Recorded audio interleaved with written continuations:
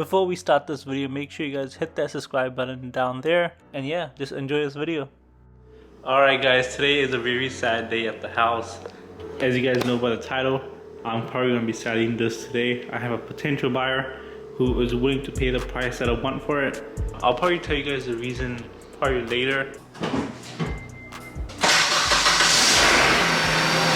I'm just gonna put a little bit of gas for the next person, not too much, but something that could allow them to drive it around at least the whole day or something. So also going to a quick little car wash. At least the car looks kind of washed and well taken care of before I meet the person.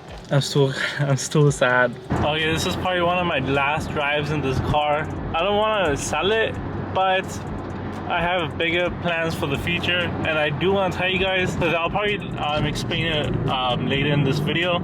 And like I said, this was probably one of the most funnest cars I've ever driven in my life. To drive this car is a lot more funner than my Mustang, and that's a really hard thing to say because my Mustang has probably been my ultimate favorite car. But I'm telling you guys, this thing drove like a champ. The way the car feels, like especially in this corner, if I were to just go in the corner, I probably can go in faster, like 60 miles an hour.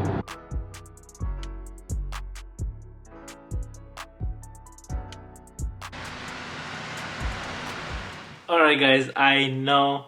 You guys are probably telling me, I just bought the car and now I'm selling it. And I did say that I'm gonna keep the car forever. And I know you guys are mad at me, but the time of me owning the car, I was going through a mixed emotions based on the motor that the car had. And you guys probably know the car had a K20A3, which is not real VTEC. But as I owned it for a few months, I just started thinking about what I could possibly do to the car, especially the build I can do with the car. I have a few reasons, good reasons, why I sold the car. So let's recap. Once I bought the RSX, I was stoked. I was so excited. I always wanted a Honda, but as I started getting into the platform and I started loving the platform even more, I started looking into high revving engines, and you guys probably already know what I'm talking about. There's either the K20A2 that the Type-S gets, and then there's this S2K, but S2K prices are going insane. Then I started looking into Type-S's with the K20A2 motor. I'm thinking I could swap it into my base model RSX, but that is really pricey. And you guys know, if you guys do have RSXs and if you guys do follow that platform, Type-S motor are just going insane. Those prices climbed up to either $2,000 or $3,000 for the motor itself. The main reason is that a lot of people are wanting it. A lot of people desire that engine a lot more compared to the base motor that I had. Base motors are like $300-400 that you guys probably can buy anywhere, and Honda put those in like a lot of cars. So the Type-S motor, it's stronger, it revs higher, it's a much tunable engine. You guys can throw boost at it, it will probably hold a lot of boost. The K20A2 in general is just a really good motor. A lot of people are swapping that motor into their other cars just because the motor itself is immaculate. I was thinking to either boost it, put a turbo kit on it, but then I was thinking if I were to put a turbo kit on a base motor, a K20A3, it's not gonna hold boost that well. People do say it does, but they only end up making 300 horsepower with it. I guess 300 horsepower is pretty good for the price of that engine, but if you were to throw the same turbo kit on a Type-S motor, you see people like making over 500 horsepower with the stock internals, people making 700 horsepower with stock internals. I did forget to mention that the Type-S also comes with a 6-speed. I had a 5-speed with the base model, and the 6-speed is a lot more stronger.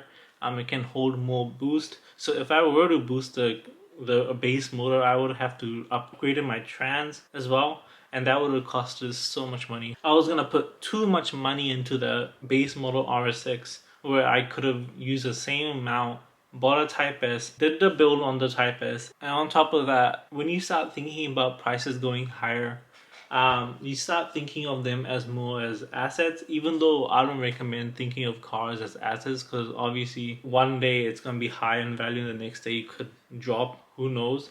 It's just usually what depends what people say. But if a thing is appreciating over time, for example a Type-S, it becomes more special, more of a collector's item, and it's more of a rare car to have, especially if you go to a car meet, drive it on the street.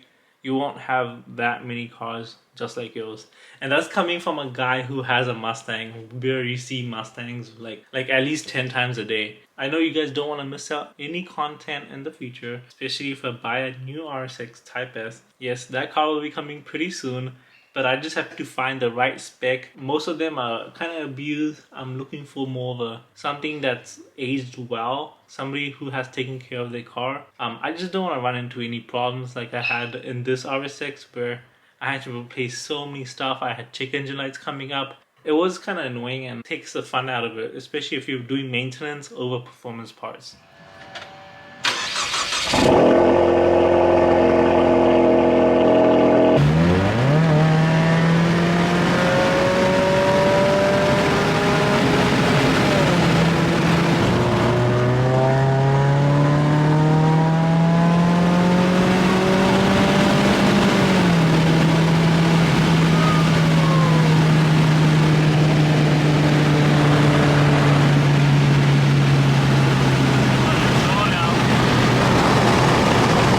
Feels good. Oh, there's dust in my eyes.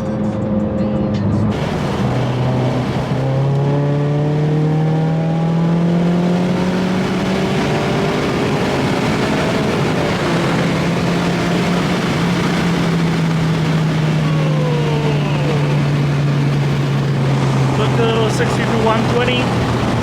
I think it goes pretty well. I feel like once I get to like the 120 miles per hour mark, the suspension feels a little sus. I just don't know why. The back feels like it's unstable. We're still in Mexico right now. You guys can see we're still in Mexico. And I'm not really referring this car to a really fast car. The car just shakes around too much and it kind of like swirls a lot. Springs.